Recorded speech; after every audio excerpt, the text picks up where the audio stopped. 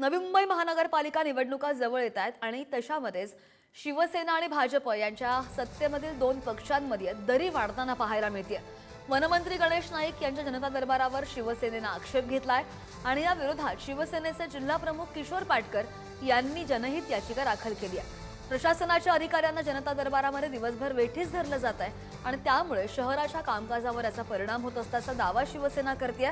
तर दुसरीकडे गोरगरीब जनतेचे प्रश्न सोडवण्यासाठी मंत्र्यांना जनता दरबार घेण्याचे अधिकार आहेत। देशात सर्वात जास्त जनता दरबार मी घेतलेत आणि या विरोधात कुणी जनहित याचिका दाखल केली असेल तर मला आक्षेप नसल्याचं उत्तर गणेश नाईक यांनी दिलेलं आहे। जनतेची जर गाराणे ऐकण्याची असतील तर त्या ठिकाणी जाऊन प्रशासकीय यंत्रणेला सूचित करून त्या ठिकाणी जनतेची गाराणी तो ऐकू शकतो, त्याच्यातून मार्ग काढण्याचा प्रयत्न करू शकतो। कोणी अशा प्रकारची जर याचिका दाखल केली असेल तर त्याला माझा काही प्रॉब्लेम नाही।